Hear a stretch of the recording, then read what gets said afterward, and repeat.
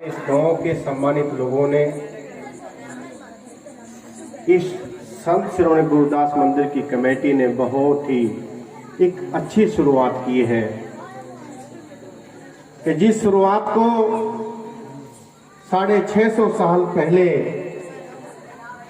परम संत श्रोमणी गुरुदास महाराज जी ने जन्म लेकर के और जन्म से ही उनकी विचारों को संसार में जब फैलना शुरू हुआ और जब वो पूर्ण अवस्था में हुए, पूरे देश दुनिया में घूम करके इस मानव समाज को एकता का संदेश देने का काम किया, भाईचारे का संदेश दिया। क्योंकि वो भजनों के माध्यम से आपको बहुत सारी जानकारी हमारे सम्मान के योग कीर्तन मंडली देंगे आपको, भजन से भी विचार से भी।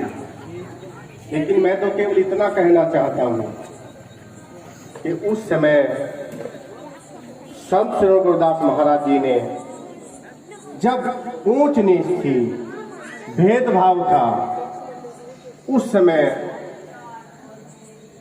के समाज को साथ लेकर के जिनके अंदर बुराइयां थी उनके अंदर से वो बुराइयां दूर करके एक मानव इंसान की जिंदगी उनको दी कि संसार में जब मनुष्य जीवन मिला है तो हमें कैसे बिताना चाहिए।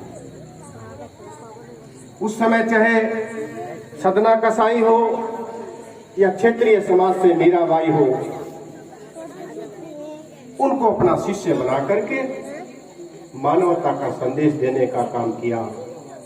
उसी बात को भारतीय संविधान में परम पूज्य बाबा साहब डॉक्टर भीमराव अम्बेडकर जी ने सबको समान अधिकार देकर के इस भारत में भारतीय संविधान देकर के पूरे मानव समाज का सम्मान कल्याण करने का काम किया।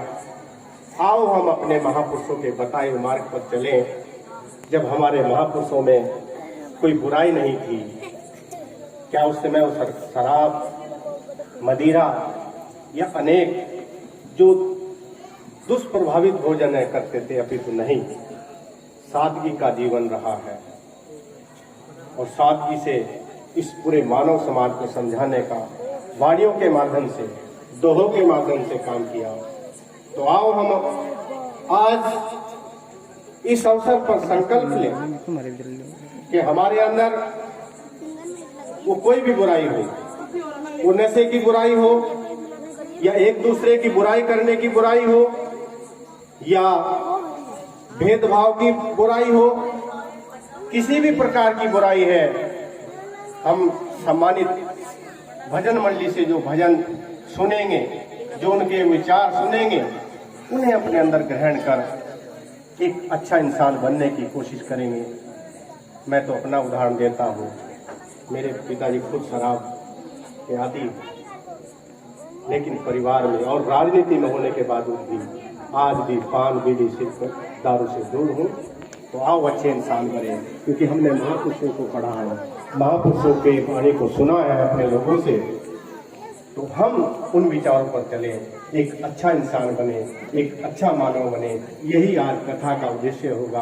आज जो एकता को आज मायापुर रूपपुर से यानी बादशाही बाग से ये संदेश जाएगा कि आज उत्तर प्रदेश का पहला प्रथम गांव, जहां से महापुरुषों की वाणी सुन करके सब अपने आप को सुधार करेंगे और अपना सुधार ही संसार का सुधार है।